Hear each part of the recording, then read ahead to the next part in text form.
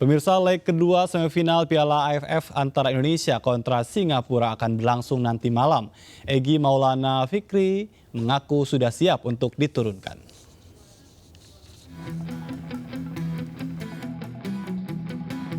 Pelatih Sinteyong mengaku kurang puas dengan hasil pertandingan leg pertama ketika Indonesia imbang melawan Singapura. Untuk memperbaiki penampilan tim Garuda, evaluasi dan persiapan matang terus dikejar dalam latihan timnas di Stadion Bukit Gombak, Singapura. Pemain yang jarang diturunkan diberi latihan fisik agar stamina terjaga. Pada leg kedua nanti, pelatih Sinteyong akan memperbaiki masalah pertahanan pada leg pertama dan meminta pemain timnas mewaspadai pemain yang berbahaya. 싱가포르 선수들이 사실은 예선전보다 중결승 1차전에 모든 선수가 더 열심히 잘했다고 저는 보고 있습니다. 모든 선수들이 다 뭐 경계 대상이고 그중에 특별하게 얘기하자면 9번 선수 골 넣었으니까 더 집중해서 우리가 잘 막아야 될 것이고 그리고 한국인 선수 송희영 선수도 나름대로 열심히 파이트 있는 선수고 거기에 또 수도바에 있는 17번과 21번 선수들도 경험과 신체적인 조건이 좋아서 모든 선수들한테 우리는 다 경계 대상으로 생각해서 잘 준비하도록 우리가 준비하고 있습니다. Pada leg kedua yang akan digelar Sabtu malam, winger timnas yang bermain di Liga Slovakia Egy Maulana Fikri sudah bisa diturunkan.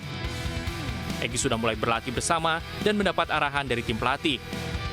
Pemain berusia 21 tahun itu mengaku siap tempur jika diturunkan. Ya alhamdulillah saya udah sampai di sini dan udah berlatih bersama tim dan juga pelatih. Ya alhamdulillah kondisi saat ini bagus dan tidak ada masalah. Kehadiran Egy di timnas Indonesia tentu menambah kekuatan skuad Garuda di babak semifinal. Tetap tampil bagus bersama klubnya, bukan jaminan Egy akan mengunci satu tempat di starting line up karena strategi Sinteyong yang kerap berubah menyesuaikan lawannya. Timnas Garuda malam ini akan berjuang habis-habisan untuk bisa menundukkan Singapura agar lolos ke final Piala AFF 2020. Timnas Garuda dipastikan akan diperkuat oleh Egy Maulana Fikri yang akan tampil dengan kondisi prima. Dan sudah bersama kami melalui sambungan Zoom analis sepak bola yang juga merupakan redaktur pelaksana sportstar.id. Mas Abdul Haris, selamat sore.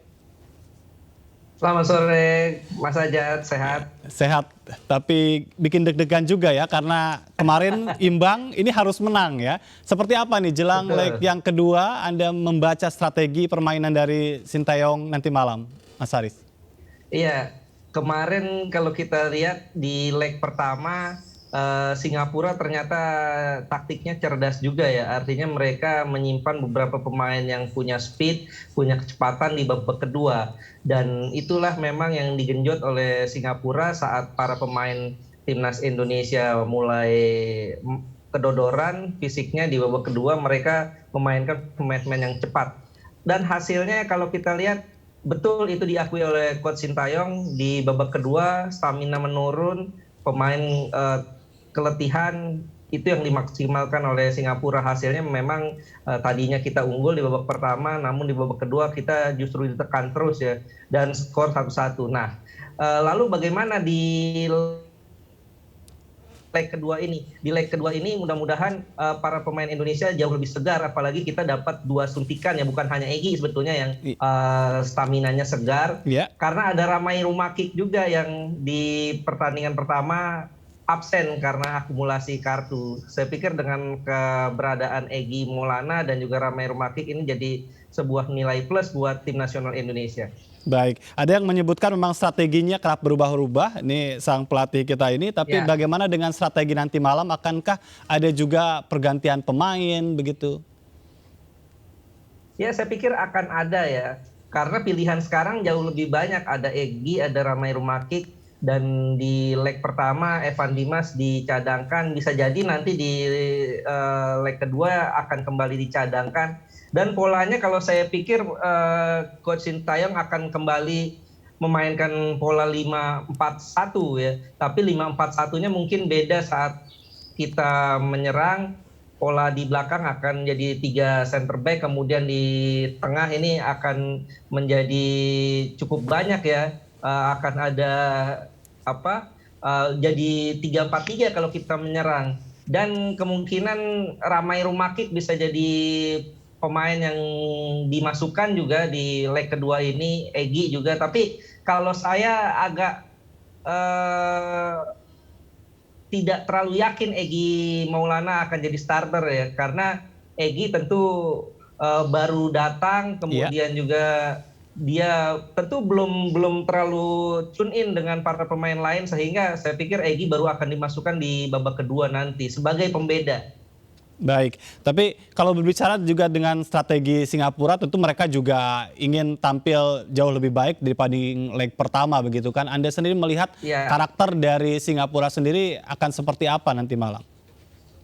Ya, Singapura saya pikir akan kembali memainkan pola yang sama ya. Mereka akan lebih menunggu di belakang. Mereka di leg pertama mereka coba membiarkan para pemain Indonesia terpancing maju ke daerah pertahanan mereka. Saat mereka dapat bola, mereka akan lempar bola ke depan, ke sisi sayap. Karena sisi sayap itu diisi oleh Asnawi dan juga Pratama Arhan di dua back sayap ini yang agresif maju. Artinya saat Pratama Arhan kemudian juga Asnawi merangsek maju melakukan overlapping, inilah dua titik ini yang akan coba dimaksimalkan oleh Singapura untuk melakukan counter attack. Ini yang harus kita waspadai, karena Singapura dari leg pertama kemarin kita bisa lihat 1 peluang 1 gol bisa mereka ciptakan. Ada seorang Ihsan Fandi, ini pemain yang memang cukup baik ya di lini depan, posturnya tinggi 182 cm dan juga finishing touch-nya bagus. Ini yang harus diwaspadai oleh tim nasional Indonesia.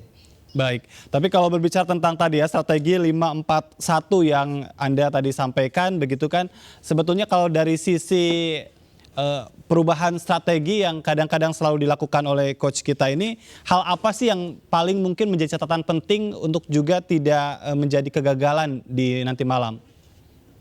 Iya, yang saya khawatirkan soal stamina ya.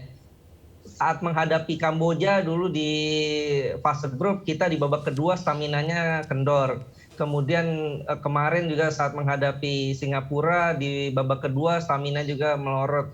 Dan ini yang saya khawatirkan, kalau stamina para pemain kita turun, ini bisa sangat bahaya sekali, akan dimaksimalkan oleh Singapura tentunya. Karena kita tahu dengan kompetisi turnamen yang sedemikian padat jadwalnya, pendek-pendek sekali, hanya 2 hari waktu libur, tentu rotasi pemain akan sangat dibutuhkan sekali, dan stamina jadi ujian tersendiri di sini.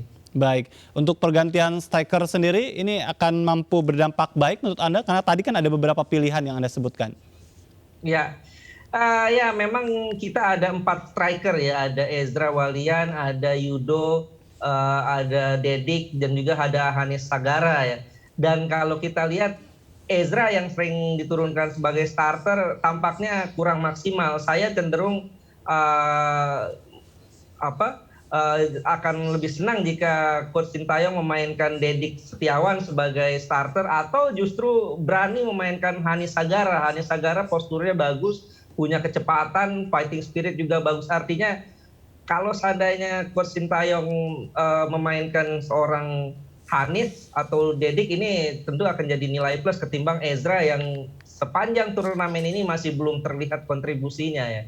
Dan kalau ada pilihan lain ya, seandainya Coach Sintayong mau, dia bisa memainkan Egy Maulana Fikri di posisi nomor 9 ya, di posisi striker. Dan dengan kondisi ini ada strategi baru yang dimainkan oleh Coach Sintayong. Dia memainkan seorang false nine, karena Egy kita tahu seorang winger, tapi bisa juga dimainkan sebagai false nine di posisi striker. Artinya jika Egy dimainkan sebagai false nine, dia bisa menarik para pemain belakang lawan untuk membuka ruang buat rekan-rekan yang lain, buat Witan, buat Irfan Jaya untuk bisa merangsek masuk ke dalam kotak penalti. Baik, ini saya lihat di media sosial yang ramai dan tentu sangat berharap sekali ya kita bisa masuk ke final. Tapi kalau kita review ke belakang, catatan apa saja sih yang mungkin Anda bisa sampaikan dari anak asuh dari Sintayong ini setelah melewati leg kedua kemarin terakhir? Ya, catatannya memang di pertahanan kita masih banyak PR ya. Ini yang harus diantisipasi. Kemarin gol Singapura juga berawal dari sebuah kesalahan umpan ya, kesalahan umpan Dewangga. yang ingin umpan panjang tapi salah passing, kemudian kita transisinya juga agak kurang bagus saat itu sehingga dimaksimalkan oleh Singapura. Ini yang tidak boleh terjadi lagi di leg kedua, karena Singapura walaupun terlihat lemah ini tetap jadi ancaman buat kita. Karena mereka punya pemain-pemain yang cukup potensial, ada Irfan Pandi, ada Ihsan Pandi. Dua Pandi ini yang saya pikir jadi kunci utama mereka juga untuk bisa mengancam kita, menggagalkan kita untuk tidak lolos ke final. Baik, ini ada nama Hanis Sagara. Kalau menurut Anda ini kira-kira nanti bisa dipercaya oleh coach untuk memperkuat timnas melawan Singapura di leg kedua? Iya, memang Hanis di antara 3 striker lainnya ini paling muda ya. Saya pikir Coach Sintayong membawa Hanis sebagai jam terbang dia untuk bisa tampil nanti bersama timnas U23. Tapi saat kemarin dimainkan di babak kedua, di akhir-akhir babak kedua, saya pikir Hanis punya potensi untuk bisa lebih membahayakan ketimbang kalau Coach Sintayong memainkan Ezra Walian yang menurut saya lebih kurang kontribusinya sejak awal turnamen hingga saat ini. Baik, ini kalau berbicara tentang pertandingan kemarin kan sempat juga ada banyak sekali ya pencinta sepak bola kita menyoroti tentang wasit nih, harusnya penalti nih tapi kok enggak gitu kan.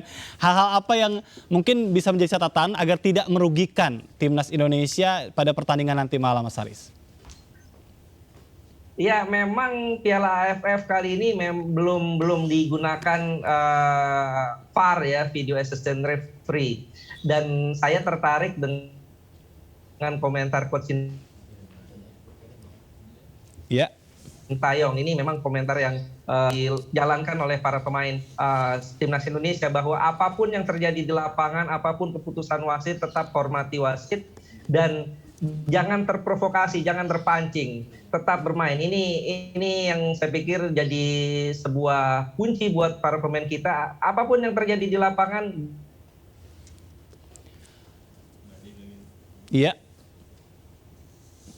Mas Haris. Jangan sampai kehilangan konsentrasi, tetap fokus. Nah, ini yang kita harapkan, tetap fokus. Syarat lain apa supaya kita menang? Karena memang syaratnya harus menang. Syarat apa agar kita bisa menang, Mas Haris?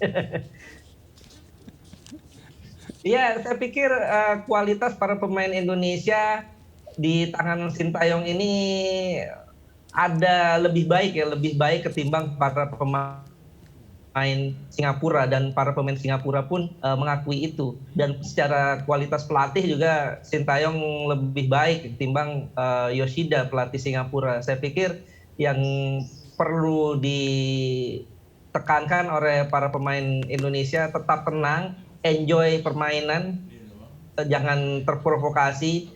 Apapun yang terjadi di lapangan, jalankan instruksi pelatih. Saya pikir dengan kondisi seperti itu Indonesia insya Allah bisa menang di laga nanti. Iya, nanti malam harus menang berapa gol, Mas Haris? Iya, apapun golnya, berapapun golnya, kalau kita menang 1 gol saja udah lolos. Kalau seandainya terjadi hasil seri lagi, akan dilakukan perpanjangan waktu 2 kali 15 menit. Kalau seandainya masih imbang juga akan terjadi adu penalti. Baik, dan mudah-mudahan harapan kita semuanya ya bisa meraih kemenangan dan kita bisa melihat timnas kita berada di final. Terima kasih Mas Abdul Haris sudah berbincang bersama kami. Pemirsa, Abdul Haris, redaktur pelaksana sportsar.id. Salam sehat Mas Haris. Sama-sama Mas Sajad. Dan pemirsa, kami akan berlanjut dengan informasi lainnya. Jangan kemana-mana, tetap di MNC News.